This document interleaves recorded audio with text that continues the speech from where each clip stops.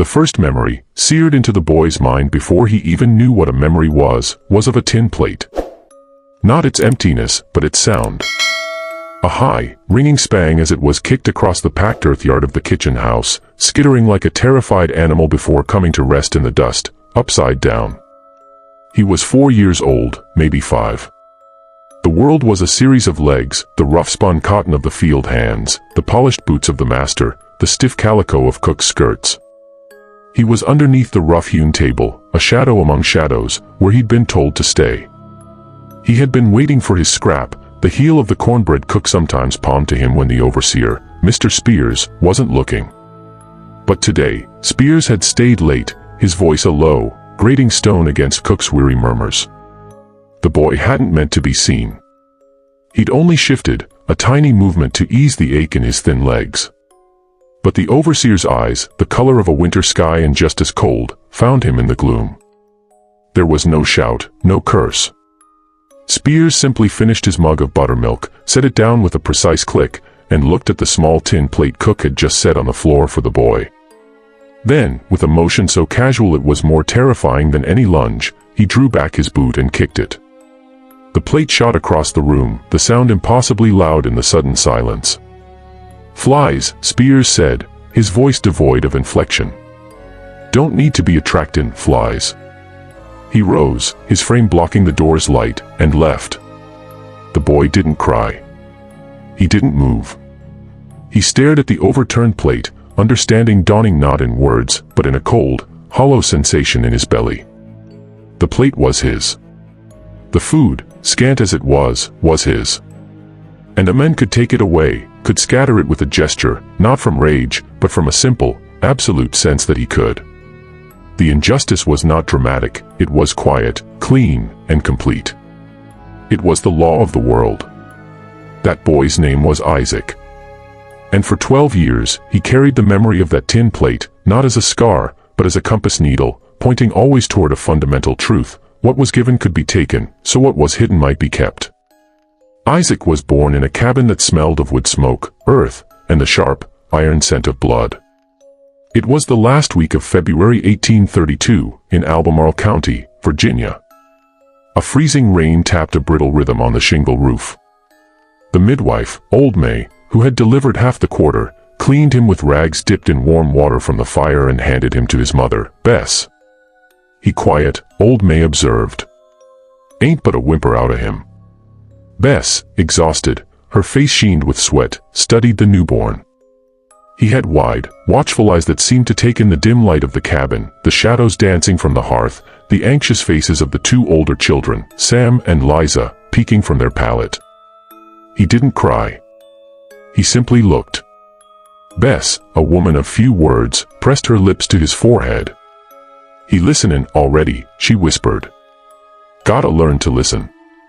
His father, Elijah, was a big man, a blacksmith whose shoulders seemed to fill any doorway. He was allowed to live with Bess on the Greenwood plantation because his skill made Master Reynolds money. He came in at dawn, the cold clinging to his coat, and knelt by the bed. He did not smile, but his large, calloused hand enveloped the baby's head with a terrifying gentleness. "Isaac," he said, the name not a question but a declaration. From the scripture. "He who laughs." Elijah's own laugh was a rare, deep sound. The child, however, remained solemn. For 5 years, Isaac's world was the quarter, 2 rows of whitewashed cabins facing each other across a muddy street. It was a world of women's voices, of the clatter of washboards and the sigh of spinning wheels. The men were ghosts, leaving in the indigo dark before dawn and returning in the purple dusk, too spent for talk. Isaac's job was to be underfoot, to watch Liza, to fetch kindling for Bess.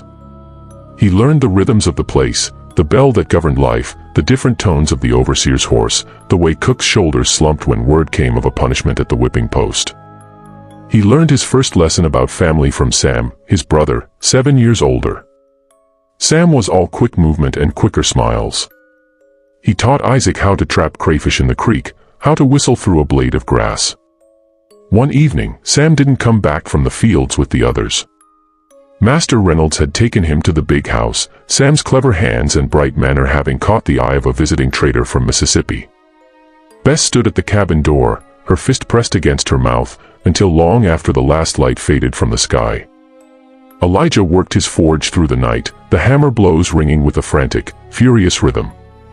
Isaac, hiding behind the woodpile, saw his father's tears, illuminated by the furnace's hellish glow, sizzling as they hit the anvil.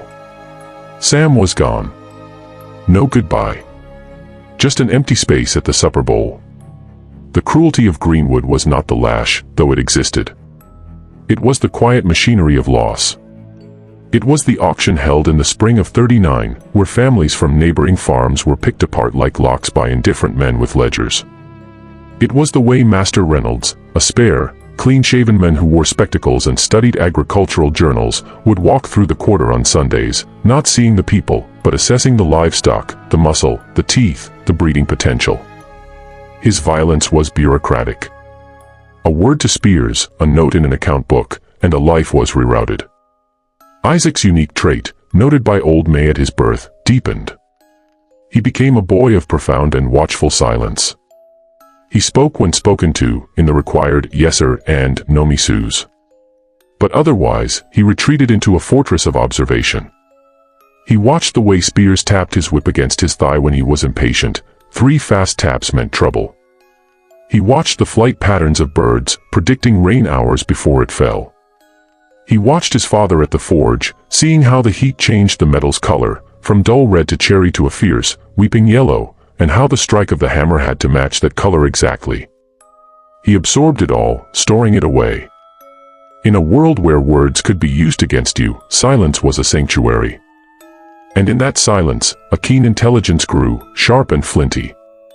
When Isaac turned 10, his apprenticeship in the smithy began. It was a mixed blessing. It meant separation from his mother and Liza, moving his pallet to a corner of the smoky, roaring shed. But it also meant proximity to his father and, more importantly, a degree of separation from the relentless cycle of the field gangs. The forge was a world of elemental forces, fire, iron, strength. Elijah was a demanding teacher. The fire talk, he'd grunt, his voice barely audible over the bellows wheeze. You gotta listen. Too soft, it lie to you. Too fierce, it steal the strength right out the metal. Isaac learned to listen. He heard the different songs of the coals. He learned to shape a horseshoe, to weld a broken chain link, to draw the temper on a plowshare so it would cut clean but not shatter. One afternoon, Master Reynolds brought a visitor to the smithy, a railroadman from Richmond. They needed custom fittings, large iron pins and plates. Reynolds, showing off his operation, gestured to Elijah. My smith. Best in the county. Strong as an ox and just as dependable. The railroadman, a Mr. Choate, eyed Elijah's sweating form. Strong indeed. What about the boy?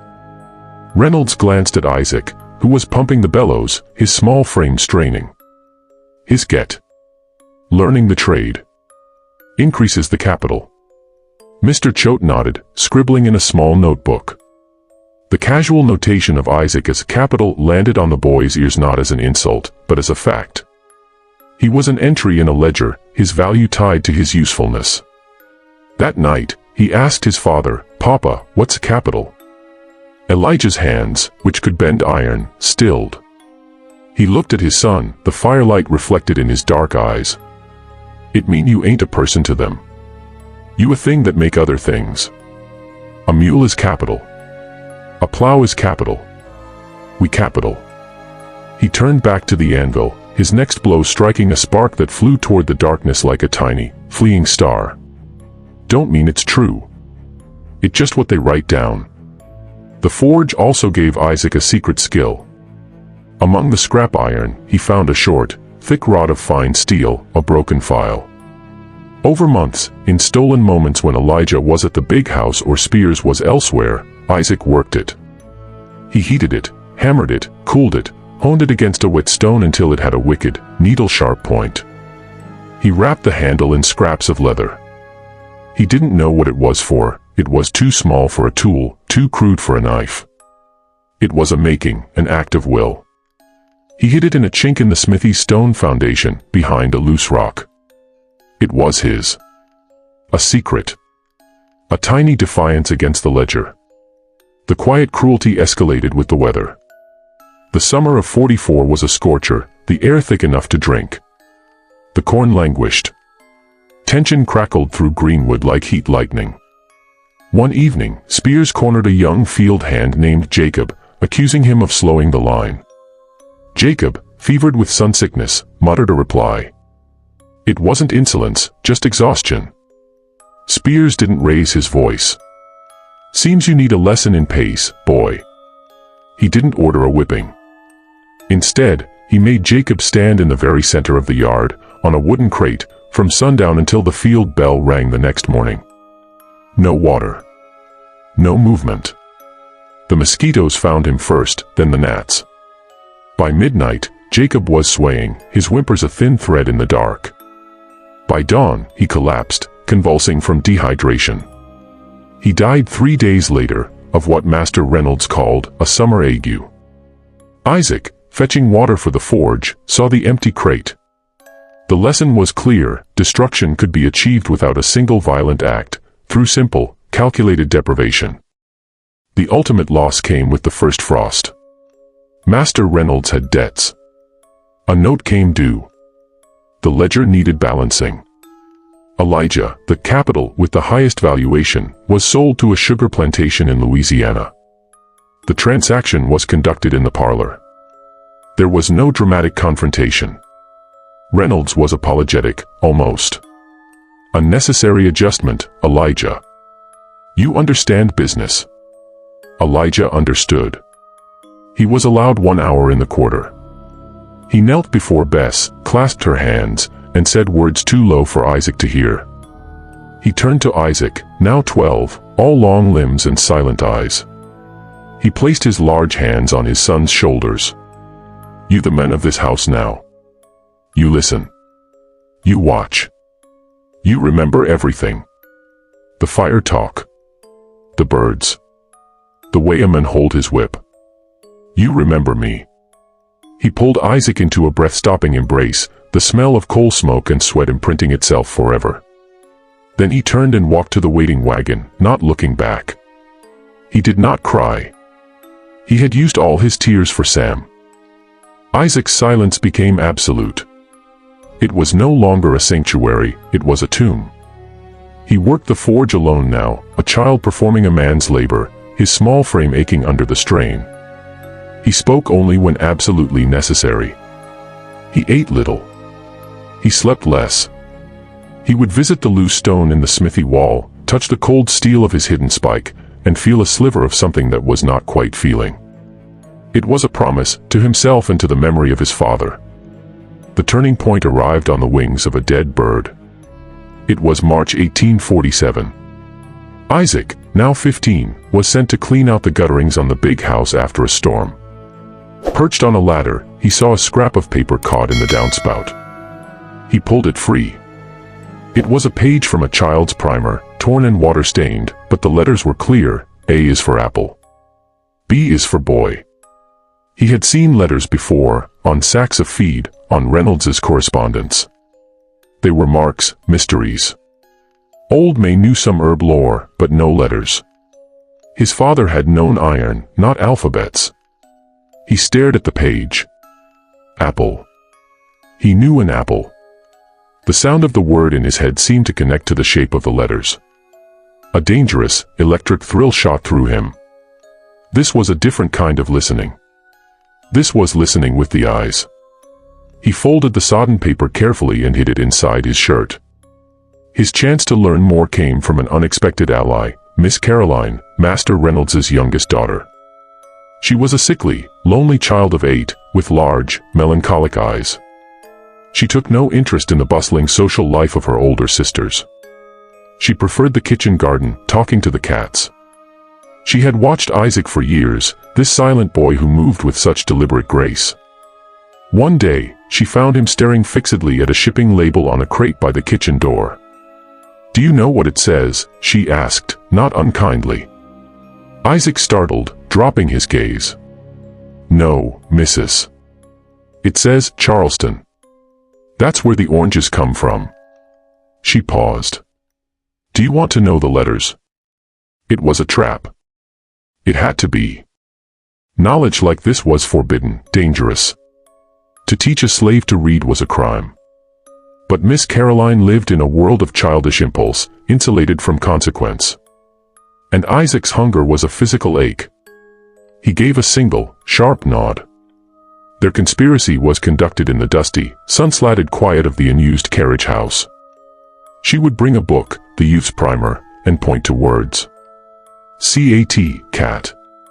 He would repeat the sound, his eyes etching the shapes into his mind. He learned with a terrifying speed, driven by a need he could not name. It wasn't just the words, it was the key they provided. He began to listen differently to the white folks' conversations, connecting the sounds to the symbols he now knew. He overheard Reynolds talking about bank drafts, about crop yields, about the political trouble brewing over the territories out west. Most crucially, one hot afternoon while repairing a hinge on Reynolds' study window, he heard the master and Spears speaking low.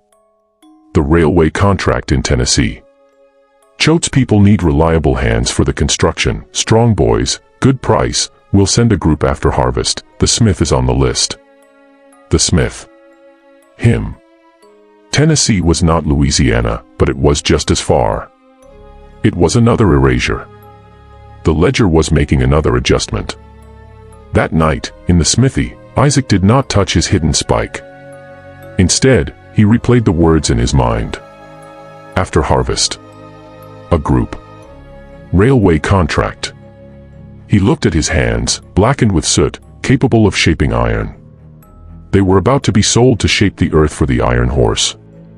He thought of his father disappearing down the road. He thought of the tin plate ringing in the dust. A plan, fragile and terrifying as a spider's web, began to form in the silence of his mind. It would not be a blind flight into the woods. They would hunt him with dogs. He needed a different disappearance. The plan hinged on two things: his newfound literacy and the geography he'd pieced together from fragments of talk. He knew Virginia bordered free states to the north. He knew rivers flowed to the sea. And from a discarded newspaper he'd secretly unfolded and smoothed in the loft, he had seen a single, magical word: Philadelphia. It was listed as the home of an abolitionist society. He didn't know what an abolitionist was, but the word pulsed with a kind of power. It was a place, a name, a destination. He would not go north immediately. They would expect that. He would go east, toward the coast. He would become someone else. A free black seaman. A hired hand. He would use the silence they had imposed on him as a cloak. He would listen, learn, and move only on the certainty of what he heard and saw. He began his preparations with the methodical care of a blacksmith. From the scrap pile, he selected a worn horseshoe, the kind a traveler's mount might lose. He pocketed a small twist of wire. He took nothing else from the plantation, no food, no clothes. To steal was to raise an alarm. He would forage, or work for his supper. He carefully copied a few lines from Miss Caroline's primer onto a scrap of leather, using charcoal and water: James Henry. Freeman, Baltimore. He practiced the name. James Henry. It felt strange in his mouth, a borrowed suit of clothes. The betrayal came from a source he'd never considered: fear in another. He had confided in no one, not even his mother, to protect her. But he had been seen taking the extra twist of wire. A young stable hand, desperate to curry favor with Spears after a beating, mentioned the Smithy boy's furtive ways. Spears, whose quiet cruelty was wedded to a deep suspicion, began to watch. 2 nights before the harvest's end, Isaac knew he had to go. The air smelled of coming rain. He retrieved his spike from the wall, its cold weight a comfort. He took the false paper, the horseshoe, the wire. He waited until the deepest part of the night, when the quarter was still. He crept to his mother's cabin, slipped inside, and knelt by her pallet. In the dark, he placed his hand over hers. She awoke, her eyes finding his in the gloom. No words passed between them. She saw the resolve in his face, the bundle in his hand. Her eyes filled, but she did not weep. She squeezed his hand with a strength that surprised him, then let go. It was a blessing and a farewell. He melted into the woods behind the quarter, his movements a shadow among shadows. He did not run. He walked steadily, using the stars he'd learned from his father to find east. By dawn, he was 10 miles away, hidden in a thicket of laurel, listening to the first birdsong. He heard no bell. He was, for the first time in his life, alone with the horizon. The first 3 days were a lesson in hunger and fear. He drank from streams, ate pawpaws and wild onions. He avoided roads, moving through forest and field. He used the horseshoe as a story, telling a farmer whose fence he mended that he was a free black farrier, heading to Norfolk to find ship's work. The farmer, seeing his capable hands and quiet manner, gave him a slab of cornbread and directions. Isaac absorbed the information, said, "Thank you, sir," and moved on before any more questions could be asked. The danger found him on the 4th day. He was skirting a small town when he saw a pair of riders wearing the broad-brimmed hats and serious expressions of slave patrollers. He froze behind a tangle of blackberry briars. His heart hammered against his ribs. One of the men dismounted, checking a poster nailed to a tree. Isaac couldn't read it from this distance, but he saw the men glance toward the woods. He didn't move. He didn't breathe. He became part of the shadow, the way he'd learned as a child under the table. The men remounted, and they moved on. Isaac waited an hour before creeping forward. The poster was a notice for a county fair. The patrollers had just been resting. But the lesson was searing. Fear could make you see threats where there were none, and carelessness could make you miss the real ones. He walked for weeks, becoming a ghost on the landscape. He worked for a day here, a day there, chopping wood, clearing a drain, once helping a millwright with a broken water wheel. He was always James Henry, always moving east. He learned to mimic the speech patterns of the free black tradesmen he occasionally met, adopting their cautious confidence. His silence served him well. He was a good listener, a reliable worker who asked no questions. He finally reached the broad, muddy smell of the Chesapeake. Norfolk was a chaos of ships and sailors, of shouted curses and tarred ropes. It was also a nest of slave catchers. Isaac, his clothes ragged, his body lean, found work on a coastal schooner hauling timber to Baltimore. The captain, a dour New Englander named Asa, asked few questions of a strong back willing to work for half wages. On the schooner, Isaac discovered a new world. The sea was a vast, indifferent master, more powerful than any Reynolds. The work was brutal, but there was a strange equality in the face of a storm. All hands, black and white, fought the same waves. In Baltimore, he jumped ship, losing himself in the warren of alleys near the docks. He saw other black faces here, some free, some fugitive, all wearing a look of wary calculation. He heard whispers of the railroad, not of iron, but of people, a network of safe houses and guides leading north. But Isaac trusted no whispers. He trusted what he saw, what he read. In a tavern, he saw a newspaper from Philadelphia. He scanned it, his heart in his throat, looking for that word. There it was, a notice for a lecture by the Pennsylvania Anti-Slavery Society. He memorized the address. His journey north from Baltimore was the most perilous leg. He was now in the borderlands, where the fugitive slave law hung over every free black person like a sword. He traveled by night, following the North Star his father had shown him, a constant, steady point in the wheeling sky. He forded cold streams, hid in barn lofts reeking of hay, once spent a day concealed in the root cellar of an elderly Quaker woman who asked no names but left a bowl of stew and a pair of stout shoes by the door. Exhaustion, hunger, and constant vigilance wore him down to his essence. He was no longer Isaac, nor quite James Henry. He was a pair of eyes, a set of ears, a will to move forward. The hidden spike in his pocket was his last connection to his former life, a sliver of forged steel from a world of fire. One evening, just after twilight, he crossed a shallow river into a state the signs told him was Pennsylvania. The air did not smell different. The earth was the same. But the weight on his shoulders, the weight of the ledger, of the tin plate, of the empty crate in the yard, seemed to lighten by a fraction. He allowed himself, for the first time, to sit on a rock and weep, the sound swallowed by the chuckling water. Philadelphia, 1855. A small, tidy parlor on Lombard Street. The man known as James Henry, now 23, sits stiffly in a high-backed chair. He wears a suit of good, dark wool, a clean white shirt. His hands, resting on his knees, still bear the faint, callous traces of the forge, though now he works as a printer's assistant, setting type for anti-slavery pamphlets. He has learned to read and write fluently.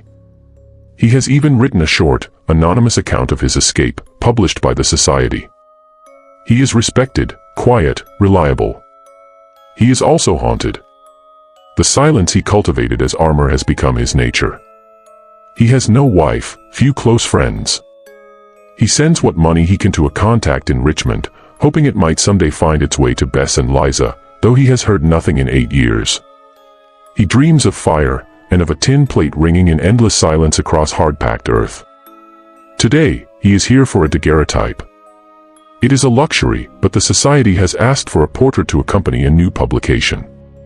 He agreed, reluctantly. The photographer, a sympathetic young man, fusses with the camera on its wooden tripod. Now, Mr. Henry, you must hold perfectly still.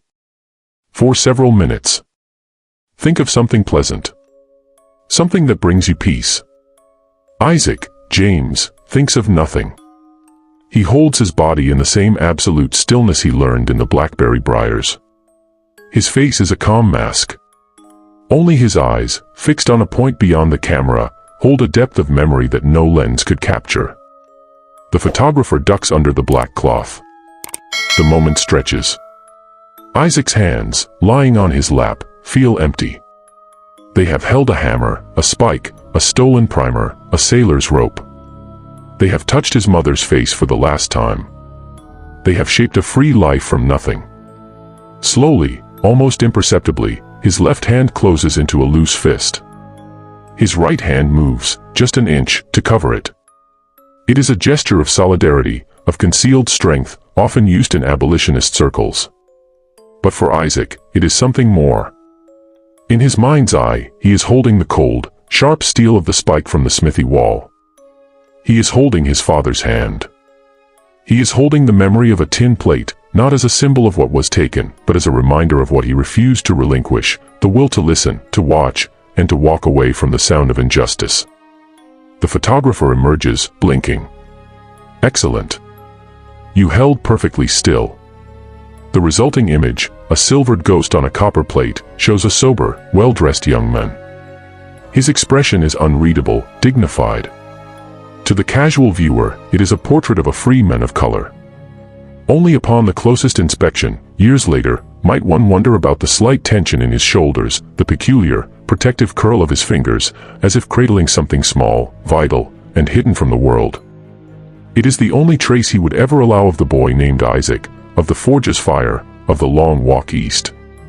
A life, not forgotten, but carefully, silently, translated into survival.